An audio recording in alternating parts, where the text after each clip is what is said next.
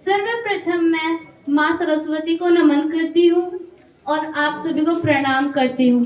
आदरणीय प्रधानाचार्य जी, समस्त अतिथिगण, समस्त गुरुजनों, ग्राम से पधारे हुए समस्त ग्रामवासियों और मेरे प्यारे दोस्तों, आज मैं आप सभी को अपने 10 दिन के अंतर्राष्ट्रीय भ्रमण के अनुभव के बारे में बताना चाहती हूँ कि मैंने वहाँ क्या क्या देखा, क्या सीखा, मुझे कैसा लगा, वो सब कुछ। तो सबसे पहले तो मुझे हमारे विद्यालय के गुरुजी नेमिचंद सर ने मुझे 3 तारीख को बताया कि मेरा 10 दिन का टूर बना है। तो मैं उसके बारे में ही सोच रही थी। तो मुझे ये हुआ कि मैं वहाँ जाऊँ या नहीं जाऊँ, क्योंकि ऑब्वियसली हम सबके साथ यही होता है कि जब भी हम कहीं जाते हैं तो हमें ये लगता है कि हम जाए या नहीं जाए।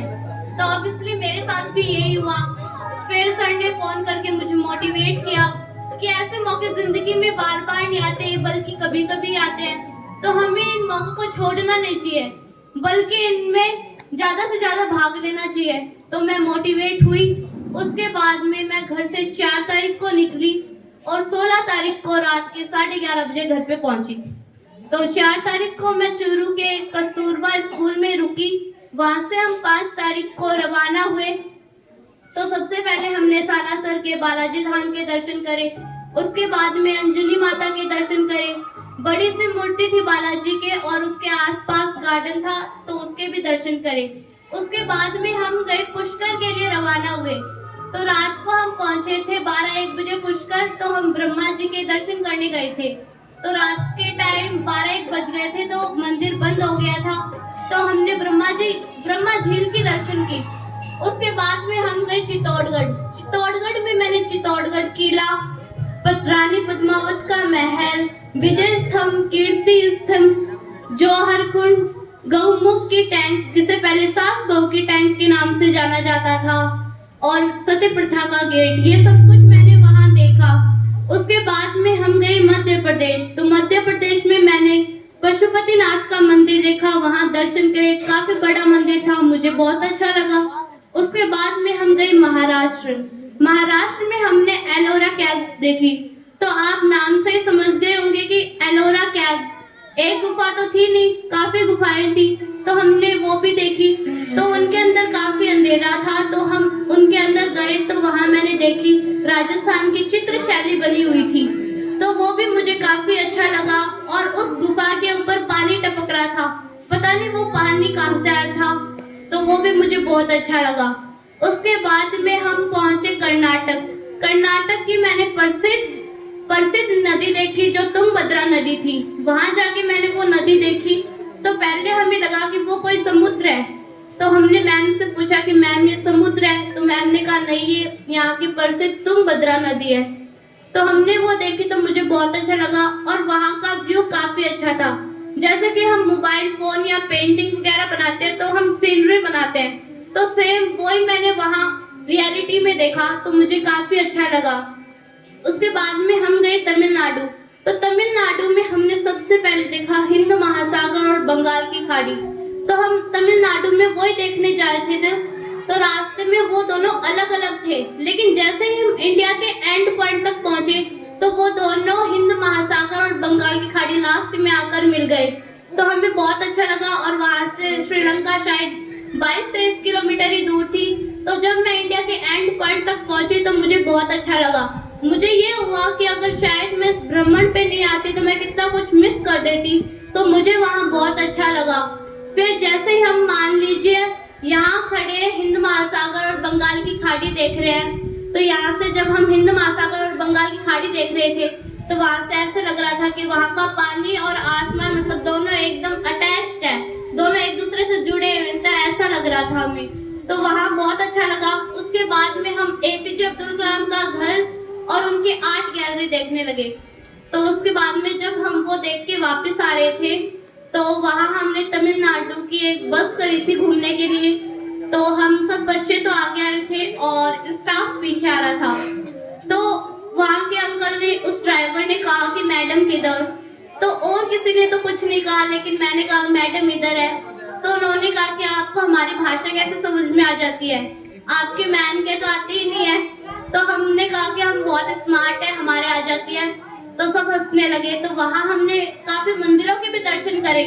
तो वहाँ के पंडित तो मतलब इंग्लिश में आशीर्वाद दे रहे थे, तो उन्होंने हमें आशीर्वाद तो दे दिया, किसी के समझ में आ गया किसी के नहीं आया। हम तो आशीर्वाद लेके वहां से चल पड़े। उसके बाद में हम पहुंचे नांदेड़। नांदेड़ में हमने गुरुद्वारा के दर्शन करे, जो बहुत ही अच्छा था। जब हम रास्ते से जा रहे थे गुरुद्वारा के दर्शन करने के लिए, तो वहाँ मतलब गंदगी थी, लेकिन जैसे हम गुरुद्वारा के पास पहुंचे तो वहाँ मतलब इतनी सफाई थी कि उसके आसपास बिल्कुल भी गंदगी नहीं थी। तो हमें एक चीज तो वो बहुत अच्छी लगी। और गुरुद्वारा बाहर से ऐसे लग रहा था कि मानो जैसे कोई ताजमहल है। फिर हम उसके अंदर दर्शन करने के लिए गए। उसके बाद में हमने उसके अंदर फेरी वगैरह काटी, तो काफी अच्छा लगा।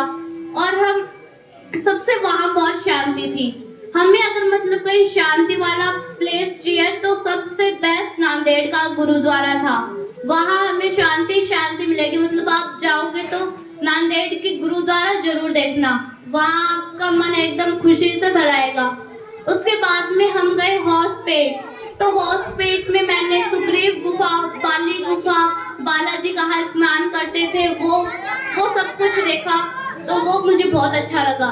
और वहाँ मतलब चावल की खेती भी हो रही थी। तो मतलब हमारे गांव में तो पुरुष ज्यादा काम करते खेती वगैरह में, लेकिन वहाँ महिलाएं ज्यादा काम कर रही थी। तो ये चीज मुझे वहाँ की बहुत अच्छी लगी। एक वहाँ की मतलब मैंने बकरियां देखी, तो मतलब वो छोटी थी और उनके भी सींग नहीं थे। और बाकी वहाँ की गाय, उनके सींग लंबे थे और उनके मतलब लाल कलर के सींग थे।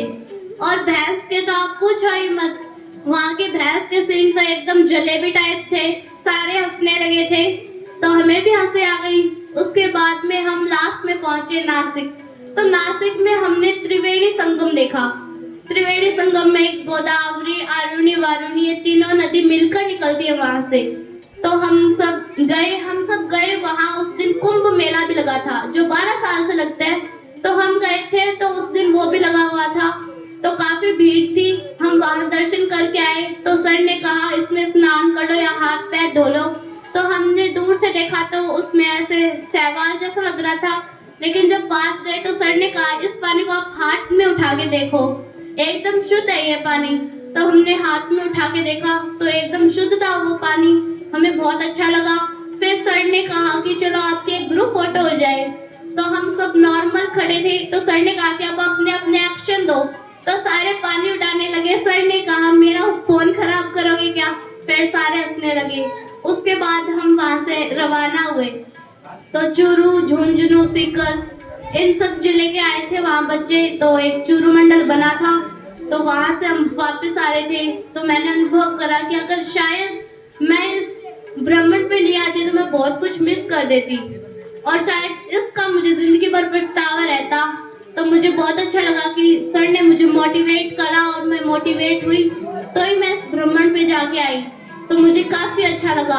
एक बार नेमीचंद जी सर के लिए जोरदार तालियां हो जाए। तो मेरा आपसे यही अनुरोध है कि आपके जीवन में ऐसे मौके आए तो आप उन्हें छोड़ो मत, बल्कि उन्हें खुशी से जियो। काफी अच्छा लगेगा। ये मेरी लाइफ का फर्स्ट टूर था, तो मुझे बहुत अच्छा लगा। I love it. Thank you.